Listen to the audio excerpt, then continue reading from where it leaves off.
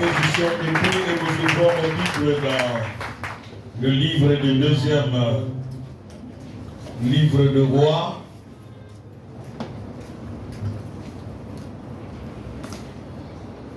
Deuxième livre de Rois, le 4e chapitre,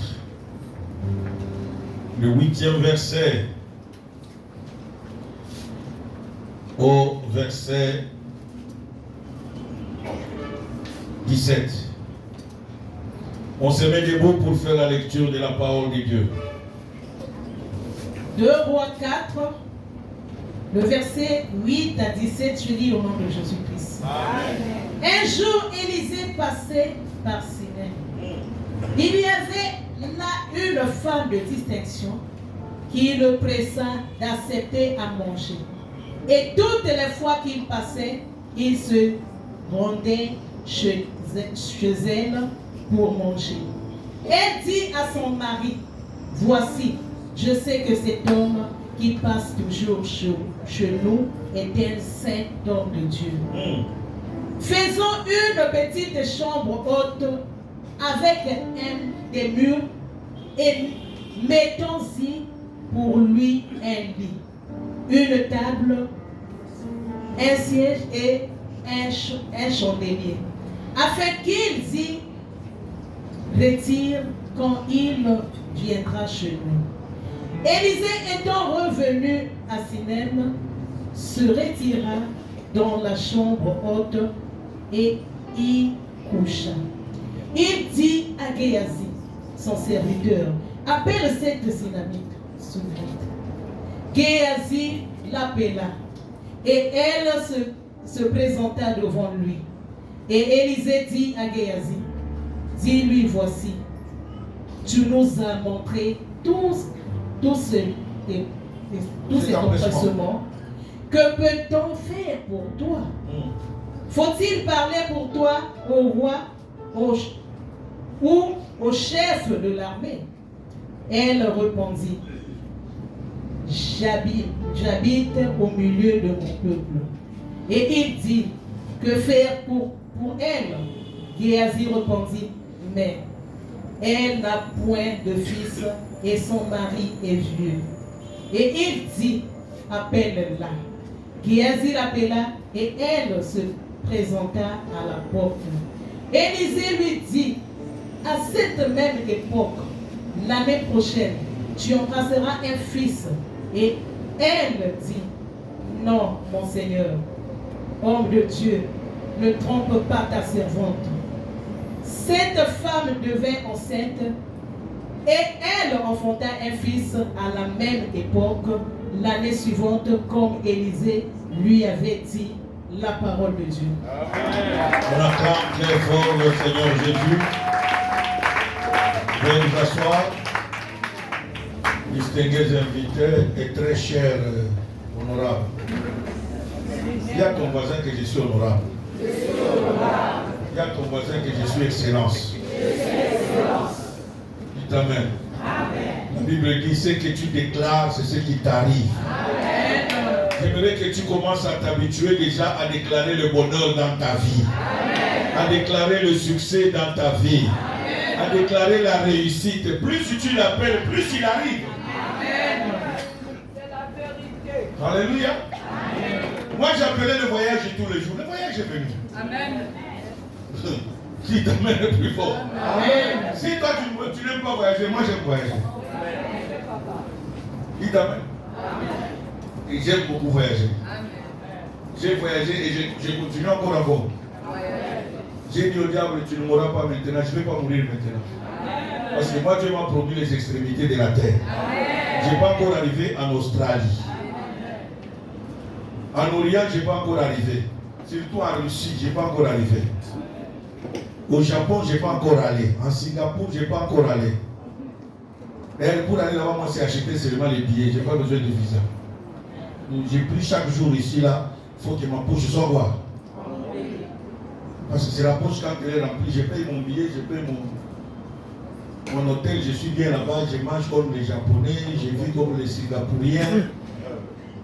Il t'amène le plus fort. Amen. Toi, si tu attends ça au ciel, on sait qu'il n'y a pas ça. Amen. tous ici sur la terre, on profite avec Jésus. Ce que mon Père n'a pas pu faire, Jésus est capable de le faire. Il t'amène le plus fort.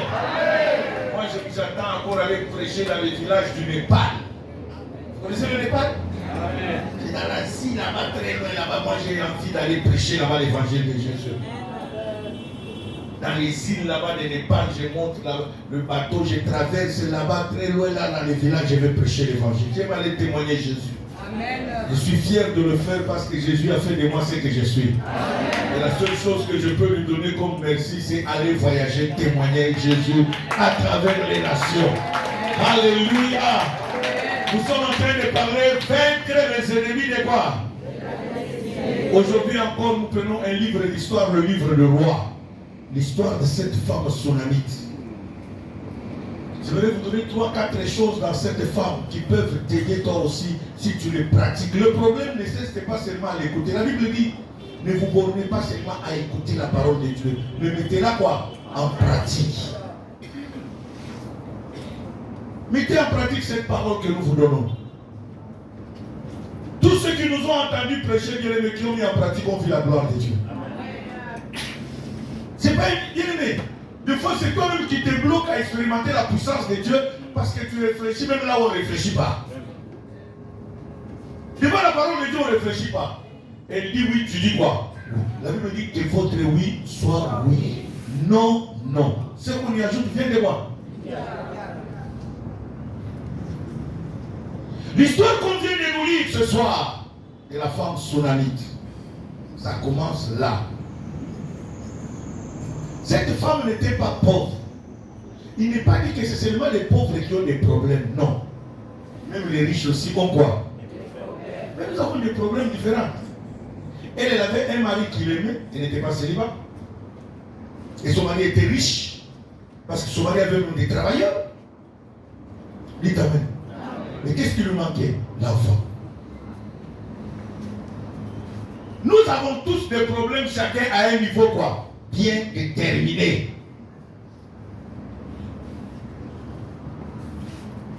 Et cette femme est arrivée à identifier, bien aimé, j'insiste. Dès le premier jour, je l'avais dit, 2 choses qui peuvent t'aider à vaincre ton ennemi, c'est quoi? 1. Identifier ton destin et identifier ton ennemi. Dites amen. Identifier quoi? À quoi Dieu t'a destiné. 2. Identifier ton ennemi. Il faut savoir identifier ton ennemi. Quand tu l'identifies, ça devient facile à le vaincre. Pasteur, assois-toi devant, mon fils. Tu es pasteur, non? Comment tu t'assois derrière? Non, non. On doit t'honorer. Tu es un fils de la maison. Et Dieu t'a fait grâce, t'a appelé au ministère. Hein, petit? Moi, je vais t'appeler petit. Hein. Nous continuons sauter au dimanche. Ah, pasteur. Alléluia. Amen. Ça m'a fait la joie quand j'ai appris ton témoignage. Écoutez bien, aimé. Cette femme était, la Bible l'appelle une femme de quoi? De distinction. Quand la Bible appelle quelqu'un une femme de distinction, ce n'est pas la distinction en fonction de l'argent, c'est en fonction des qualités qu'elle avait. Quel type de comportement? C'était une femme respectueuse, ce n'était pas une femme impolie. Ce n'était pas une femme insolente.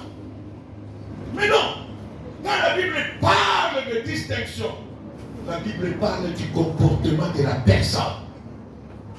Aujourd'hui, des fois, on a difficile de t'appeler toi chrétien. Parce que le comportement que tu dégages, c'est contre même la parole de Dieu. Des fois, on a même difficile de t'appeler combattant, combattante. Parce que tu as la haine même plus que le diable.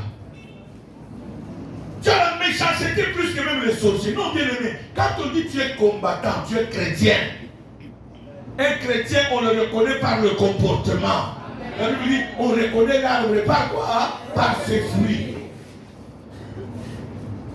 On connaissait les combattants du ministère ministère du combat, pas par le langage ou le logoré, mais on les connaissait par les témoignages. Et le témoignage le plus éloquent du ministère du combat, c'est l'enseignement numéro 3 de l'affermissement. C'est quoi? Le pardon. C'est ça ce qui faisait la fierté du ministère du combat. Quand quelqu'un arrivait sur cela, tu voyais comment quelqu'un pardonnait à ceux qui lui ont fait du mal. Bien, mais tu ne peux pas combattre l'ennemi avec les armes de l'ennemi. Cette femme, on l'a appelée femme de quoi, hein? De distinction. C'est par rapport au comportement. Tu n'auras jamais de témoignage avec Christ si tu ne changes pas aussi ton comportement. Voilà pourquoi vos combats aujourd'hui sont devenus compliqués. Vous commencez à déranger les tirés chaque jour. Bien aimé, ce n'est pas les tirés, c'est toi. Change d'abord de comportement, change d'attitude, change de langage. Même ton mari n'arrive pas à te contrôler, il n'arrive pas à savoir qu'il est en face de qui. Même ta femme ne sait pas te maîtriser. Non, bien aimé, changeons de comportement. La Bible dit qu'on n'allume pas une lampe pour la cacher sous la table, mais on la met sur la table afin qu'elle fasse quoi? Hier, quand le ministère du combat s'est remplacé, bien aimé, c'est le témoignage des combattants par Dieu passé. Aujourd'hui, beaucoup d'églises profitent des combattants à cause des enseignements que les combattants ont reçus. Et beaucoup sont devenus même des responsables dans les églises. Pourquoi? Parce qu'ils savent qu'on les a bien formés là-bas. Mais toi, l'enseignement que nous te donnons, toi, t'es changé d'abord toi-même. Alléluia. Cette femme était une femme de distinction. Malgré sa distinction, elle manquait quelque chose. C'était quoi? Un enfant. Et chose grave, elles ont été condamnées, elle et son mari. Et on leur a dit que même si vous changez de partenaire, vous n'aurez jamais quoi? D'enfant. Mais ce que j'aime dans cette femme, elle croyait. C'était une vraie croyante. Une femme de foi. Une femme de distinction, c'est une femme de quoi? De foi. Les hommes, excusez-moi, nous parlons de l'histoire de la femme. Il n'est pas dit que nous vous ignorons. Vous faites partie de cette femme-là. Dites amen les papas, vous qui êtes là. De toi aussi, tu dois te distinguer. Toi, papa qui est là, n'écoute pas qu'aujourd'hui c'est l'enseignement des femmes. Non, ce n'est pas l'enseignement des femmes. Nous parlons des femmes en général. C'est comme quand nous parlons des hommes. Quand nous prenons des exemples d'hommes dans la Bible, nous parlons de l'homme quoi, hein? En général. Cela veut dire que la femme se retrouve aussi dans cet homme. Cette femme était une femme de foi. Pas seulement elle croyait en Dieu. Bien, mais quand tu crois en Dieu, Dieu t'ouvre même les yeux. C'est comme ça que Dieu a ouvert les yeux à cette femme. La Bible dit, elle avait l'habitude quand son mari partait au champ avec des serviteurs, des esclaves. La femme restait à la maison. Comme elle avait un balcon, elle montait quoi? Au balcon, elle regardait les gens qui passaient quoi? Dans la rivière. Parce qu'elle n'avait pas de distraction. Et à cette époque, il n'y avait pas de télévision. Du moyen de regarder Novelas, il n'y a pas. Ou Canal Plus.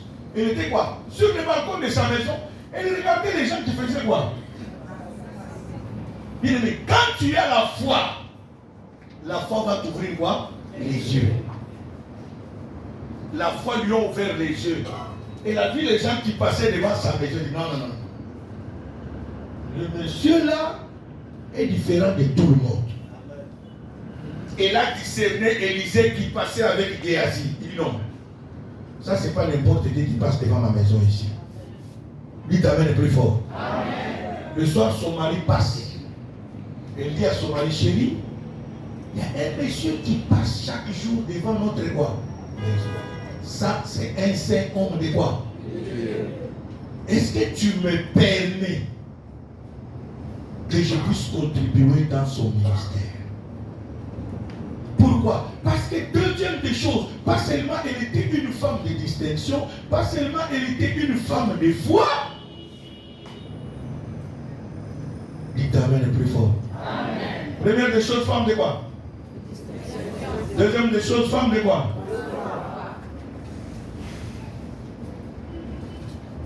Troisième des choses, une femme de vision.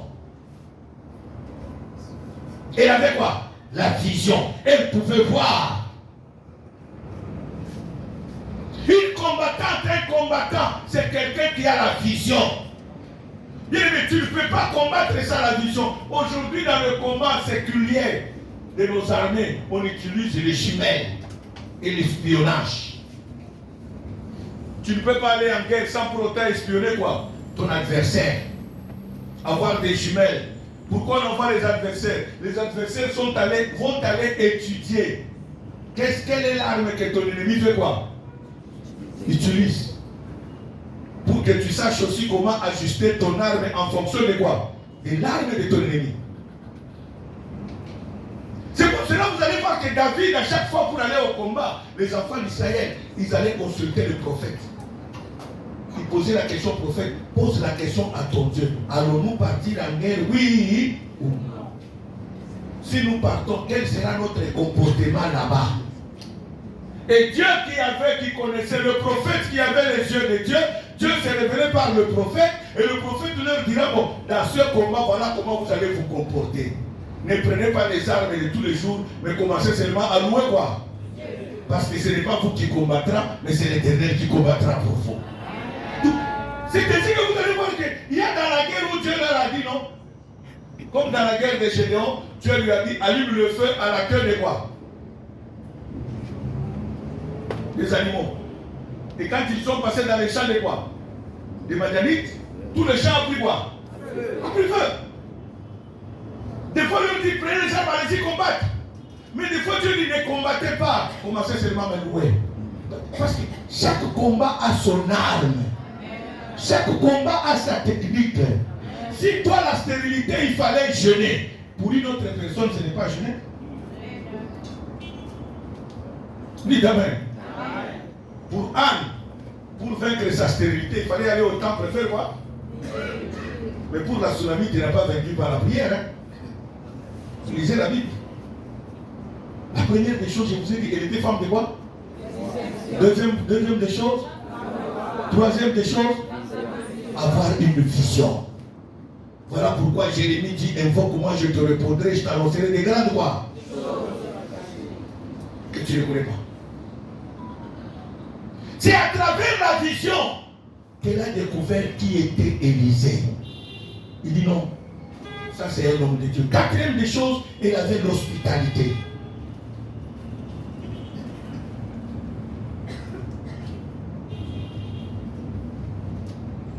La Bible dit, dans Hébreu, exercer l'hospitalité. Car en l'exerçant, quelques-uns ont reçu quoi? Des anges. Bien aimé, il y a d'autres combats. Tu vaincras que le jour où tu apprendras à exercer quoi? C'est la Bible. Elle est allée voir son mari, dit chérie, cet homme c'est un saint homme de Dieu. Et moi je sais qu'on ne peut pas recevoir un homme de Dieu chez nous et rester les mêmes personnes. Quand un homme de Dieu foule les plats de ses pieds dans notre maison, la situation doit quoi? Changer. Son mari a dit, chérie, tu peux le faire. La Bible dit, Élisée a commencé à passer là-bas. Le matin, il passe, il prend le petit déjeuner, lui et Géasi, son serviteur. Mais il n'a pas parlé. Dites Amen le plus fort. Amen. Le soir, il est passé, il a mangé. Il n'a pas quoi? Amen. Ça, c'était lundi. Mardi, même opération. Mercredi, même opération. Jeudi, même opération. La femme dit jamais. Un homme de Dieu mange ma cuisine. Et n'ouvre pas la bouche pour parler. Non. Il doit quoi? Parler. C'est comme ça que la Bible dit, elle dit à son mari, cet homme-là, c'est un saint homme de Dieu. Je ne sais pas si tu peux me permettre que j'apprête une chambre quoi. Bien aimé, écoutez-moi. Je vais vous faire une analyse, vous allez comprendre. Parmi tous les serviteurs de Dieu, la majorité viennent des familles pauvres. Mais Élisée n'est pas venu des familles pauvres. Et Élisée est venu des familles riches. Même le jour où Dieu l'a appelé par Élie, quand Élie lui a jeté le manteau, Élisée a dit à Élie, hein, laisse-moi aller dire quoi? Au revoir à ma famille. Au revoir qu'il est allé faire. Il a offert un banquet. Parce que son père, en Israël, être riche, c'est avoir beaucoup de vaches. Et son père avait beaucoup de vaches. C'est comme ça qu'il a dit, il a pris 2 paires de vaches. Il a offert un banquet à tout le village pour aller répondre à l'appel de qui? Donc c'est pour vous dire que 1, Élisée n'était pas pauvre et ne manquait pas de quoi manger. 2, Élisée ne dormait pas quoi? Dehors. Et puis de 3, à cette époque-là, c'était le prophète qui investissait le roi. Donc si Élisée avait besoin d'une maison, il fallait qu'il appelle quoi? Le roi. Il lui dit que j'ai besoin de quoi? S'il avait besoin d'argent, il allait dire, roi, envoie-moi quoi? Pour Naaman, qu'est-ce qu'il a fait? Il a envoyé seulement le message. Il n'est pas allé chez le roi. Il a envoyé son petit, il va dire au roi là, qu'il arrête de déchirer les habits, qu'il m'envoie ce monsieur là ici. Il saura qu'en Israël, il y a un prophète. Amen. Dites Amen plus fort. Amen. Donc Élisée n'était pas dans le besoin. Pour dire que non, c'est parce qu'il manquait ou dormir, c'est comme ça que la femme tsunamite là quoi. Non.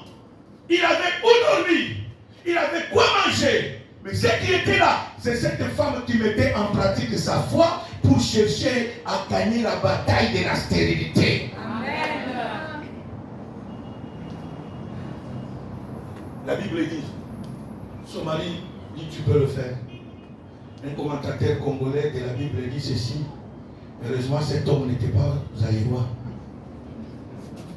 Parce qu'au Zaïre, là-bas au Congo, il y a une tribu des Juifs. Vous les connaissez? Oui. Les Juifs de la RDC. Ici, cet homme était juif de la RDC. Il allait crier que tu m'amènes ton amant dans la maison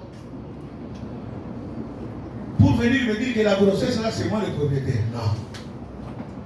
Pour un Moulouba qui se respecte, il ne peut pas accepter que sa femme ait un ami et un garçon. Le mariage va finir le même jour. Même ami de classe là, il ne veut pas entendre ça, ça s'arrête là. Ça c'est les juifs de la RDC, vous les connaissez? Ils sont terribles ces gens-là. Dites Amen le plus fort.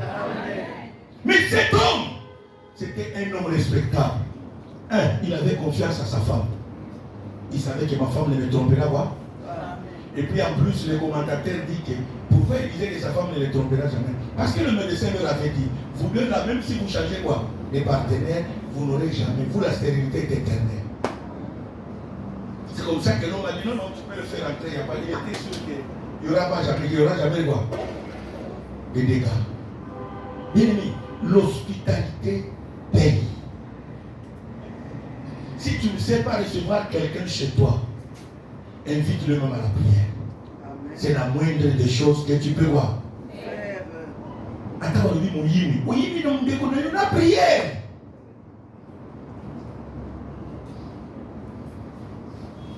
Alléluia. La Bible dit exercer l'hospitalité. Regardez l'hospitalité, c'est qu'elle a donné à cette femme. La Bible dit quand Élisée est arrivé, Élisée est passé à table après avoir mangé. Elle dit à Élisée, mon mari et moi nous avons décidé, à partir d'aujourd'hui, tu vas déménager de là où tu habites. Tu viens habiter où? Ici. Nous avons déjà prêté une chambre haute là-bas. Élisée dit, allons-y voir. Bien aimé, ce qu'Élisée a vu, ça éblouit Élisée à tel point que dans quelques poussières de minutes, Élisée a perdu même l'inspiration de Dieu. Un prophète a commencé à quoi? À tâtonner. Lui qui voyait les choses à venir, il pouvait dire directement que cette femme n'a pas quoi? D'enfant. Mais non. Il appelle les gars, qu'est-ce qu'on fait? On lui donne quoi? Des gardes du corps. Il dit, madame, est-ce que vas-tu accepter que je dise au roi qui te donne quoi? Les gardes du corps. La femme lui dit, excellent monsieur, le serviteur de Dieu, l'homme de Dieu, ouais, écoute-moi. Je suis dans ma ville Sunem. Sunem qui signifie ville de repos. Je n'ai pas besoin de garder corps. Je n'ai pas besoin. Personne ne m'inquiète ici pour avoir besoin de quoi? Donc je n'ai pas besoin de la sécurité. Et Élisée commence à quoi? Suite à quoi? à ce que la femme a fait. Parce qu'Élisée était étonné de voir que la femme a installé pas seulement le lit, il a mis un siège. Mais qui a dit à la femme d'aller mettre le chandelier?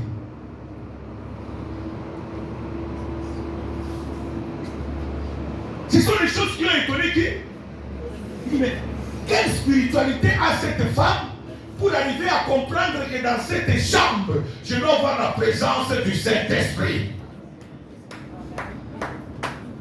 Parce que le chandelier représente la lumière. Et la lumière représente le Saint-Esprit. Donc, qui a dit à cette femme qu'il fallait mettre quoi? Le chandelier.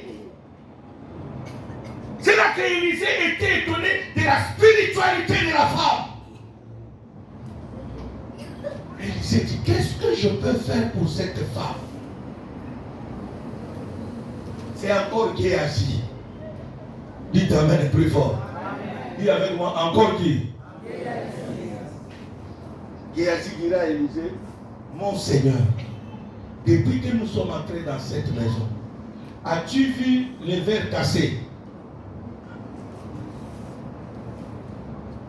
Ou une assiette en porcelaine quoi? Géasi, qu'est-ce qui se passe? Ceux qui cassent les verres ne sont pas dans cette maison. Ceux qui cassent les assiettes ne sont pas quoi? Mais Élisée, qu'est-ce que tu veux dire? En d'autres termes, ils n'ont pas quoi d'enfants. C'est comme ça qu'Élisée dit, appelle-la. Il t'appelle plus fort.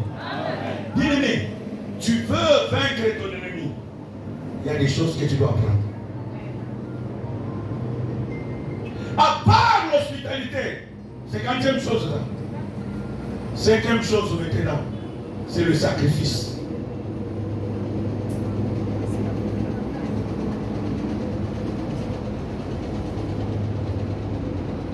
Écoute-moi très bien. Il y a des combats auxquels tu auras des victoires que le jour où tu apprendras aussi à faire des sacrifices à Dieu. Le jour que tu apprendras à donner à Dieu. Il y a des combats, j'insiste là-dessus. D'autres combats, ça va te demander de jeûner. D'autres combats, ça va te demander de veiller comme nous faisons de veiller quoi. Il y en a d'autres combats, ça va te demander l'hospitalité. Mais il y en a d'autres combats, ça va te demander aussi le sacrifice. Apprendre à quoi? À donner à Dieu. Quand on parle de sacrifice, c'est quelque chose de surplus. Quelque chose, c'est pour cela David dit, je ne donnerai jamais quelque chose à l'Éternel qui ne m'écoute pas quoi. Un sacrifice, c'est quelque chose qui te fait mal. C'est toi pour toi, dépenser 1 million de francs CFA par jour, ce n'est pas un problème. Est-ce que même quand tu donnes avec 1 million à Dieu, c'est un sacrifice? Non.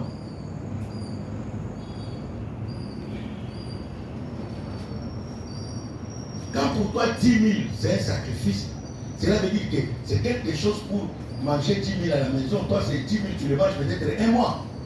Là, maintenant, quand tu donnes 10 000 devient quoi? Sacrifice. C'est ce que cette femme s'est fait pour équiper la chambre d'Élisée. Et la Bible dit, quand Élisée a vu ça, la Bible dit, appelle cette femme. Vu cet empressement, qu'est-ce que nous allons faire pour elle? Dites amen. Et quand on appela la femme est venue.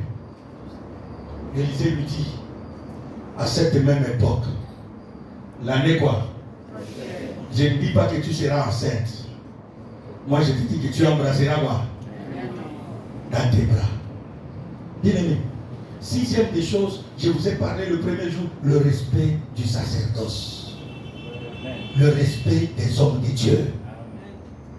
Bien aimé, cette femme appelle Élisée, malgré qu'Élisée lui a dit ça. Regarde comment cette femme reprend à l'homme de Dieu. Il dit, non, mon Seigneur. Ne trompe pas quoi? Bien aimé, cette femme n'a pas manqué du respect à Élisée parce qu'Élisée a mangé chez elle. Elle n'a pas manqué du respect à Élisée parce qu'Élisée a dormi chez elle. Mais malgré tout ça, elle continue à quoi? À respecter. C'est là la maladie de nous francophones. Alléluia. C'est ça la maladie de quoi? Nous les francophones. Il suffit que quelqu'un te fasse un petit cadeau. Ça devient l'occasion de te demander quoi? Du respect. Non, bien aimé. Un serviteur de Dieu reste un serviteur de quoi? Si Dieu te fait grâce de le bénir, c'est pour ton bien. C'est pour ton bien.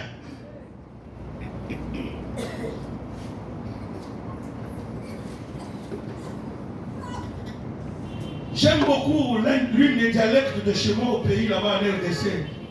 Chez les Baloubakat, ils disent ceci. En disant que dans la bouche de l'homme de Dieu, il y a la bénédiction. C'est ainsi qu'en Israël, on ne jouait pas avec les hommes de Dieu. On respecte beaucoup les hommes de Dieu. Cette femme dit à Élisée, non, mon Seigneur. Ne trompe pas quoi? Elle pouvait dire ne me trompe pas. Mais dit ne trompe pas quoi?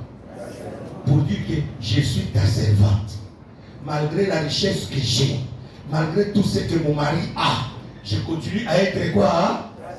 Bien aimé, la Bible dit l'humilité précède quoi? Hein? Élisée n'a pas changé de parole. Élisée a confirmé seulement à cette même époque l'année quoi? Hein? Tu verras quoi? Tu ne vas pas être enceinte. Mais toi tu vas quoi? Embrasser. Et la Bible dit l'année qui est arrivée, cette femme a embrassé. Cette femme a quoi?